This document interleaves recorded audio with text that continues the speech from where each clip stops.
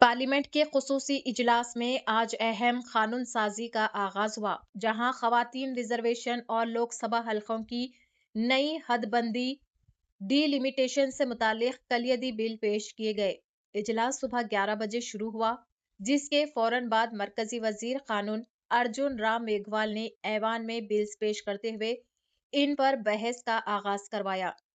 पेश करदा बिल्स में खवातीन को कानून साज इदारों में मुनासिब नुमाइंदगी देने, मुल्क भर में नई हल्का बंदी के जरिए निशिस्तों में इजाफा करने और डीलिमिटेशन कमीशन के क़याम की तजावीज़ शामिल है। एक अहम आईनी तरमीमी बिल के तहत लोकसभा की निशिस्तों को मौजूदा 550 से बढ़ाकर ज्यादा से ज्यादा 850 तक करने और 2011 की मर्दमशुमारी की बुनियाद पर नई हदबंदी करने की तजवीज़ दी गई है। मरकजी जेर इंतजाम इलाकों में हल्केबंदी के लिए भी अलग कानून साजी पेश की गई, जिसे वजीर दाखिला अमित शाह ने ऐवान में पेश किया। पार्लियामेंट में इन बिल्स पर 3 रोज तक तफसीली बहस होगी, जिसके दौरान दोनों ऐवानों में मजमूई तौर पर तकरीबन 18 घंटे तक अरकान इजहार ख्याल करेंगे।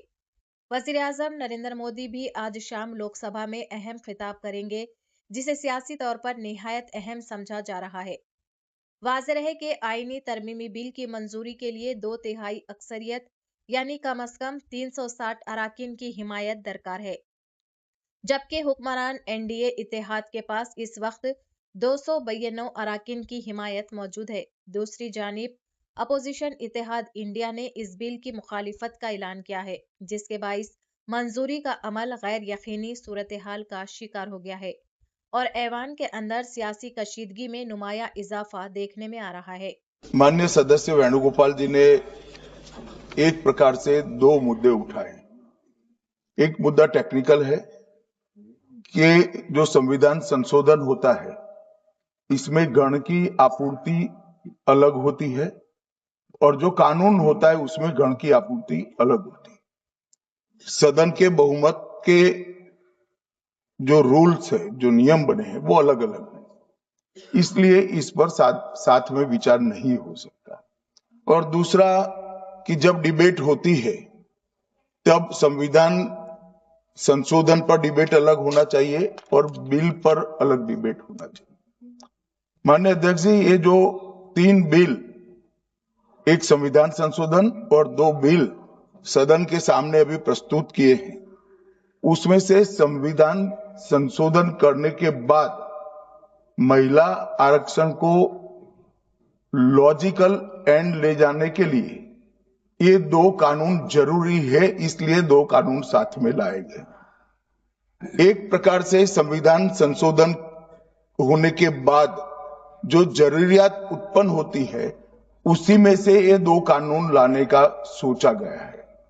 जहां तक उनका सवाल है कि बिल पारित करने में मत का विभाजन अलग अलग होता है, तो अभी हम चर्चा एक साथ में करें, क्योंकि एक कुल मिलाकर एट लेंथ में देखें तो एक ही विषय पर चर्चा होना है। जब आप बिल पारित करोगे तो स्वाभाविक रूप से तीनों संविधान संशोधन में अलग डिवीजन होगा और बिलों की डिवीजन की जरूरत पड़ी तो भी वो अलग होगा। तो इसमें किसी भी प्रकार के औचित्य का भंग नहीं है और कई बार ऐसा हो चुका है, जैसे नारी शक्ति वंदन अधिनियम में भी ये तीनों बिल एक साथ ही आए थे और इसी सदन ने उनकी सहमति से पास किए, मगर आज सुबह वो विरोध करने का तय कर आए मीटिंग में, इसलिए हर चीज में विरोध ही किए जा रहे।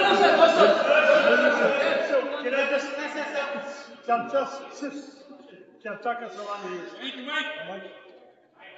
नहीं, मैंने उनको अलाउ थोड़ी किया है। नो, नहीं, आप उनकी वकालत मत करो। नो, शशि थरूर जी ने ज्ञान दे दिया वेणुगोपाल जी को, या तो वेणुगोपाल जी ज्ञान प्राप्त नहीं करते तो शशि थरूर जी को बोलने दिया इन्होंने, मैं क्या करूं?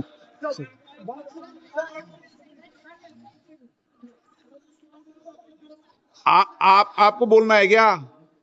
आप बोलो, ये राजा जी बोलो। Sir, there are 2 bills. One is constitutional bill. One is delimitation bill. It is a statutory bill, well within the domain and scope of the parliament.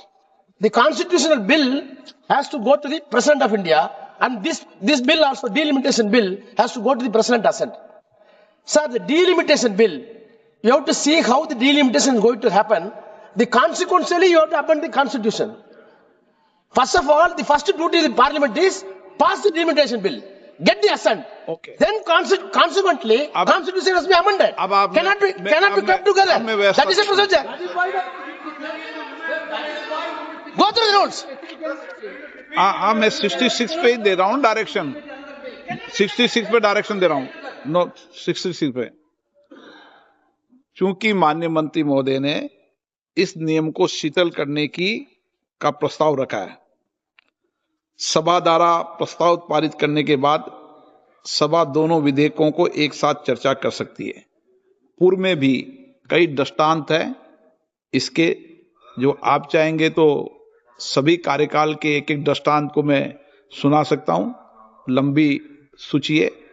अभी फिलहाल में इस संविधान संशोधन 121 संशोधन और 2014 और नेशनल जुडिशरी अपॉइंटमेंट कमीशन 2000 के अंदर भी, और उसके पहले संविधान का 58वां संशोधन 1987, ऐसे बहुत सारे जनप्रतिनिधि विधेयक 1987, सबके कार्यकाल में अलग अलग समय पर यह परंपरा रही है।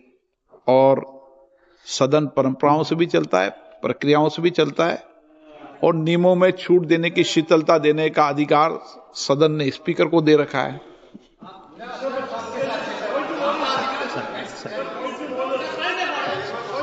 पॉइंट ऑफ ऑर्डर इसमें नहीं है। प्रश्न ये है कि माननीय मंत्री जी द्वारा प्रस्तुत प्रस्ताव को स्वीकृत किया जाए। जो सदस्य प्रस्ताव के पक्ष में हाँ कहें, जो सदस्य प्रस्ताव के विरोध में ना कहें। मेरे विचार में निर्णय हाँ वालों के पक्ष में हुआ, हाँ वालों के पक्ष में प्रस्ताव स्वीकृत हुआ।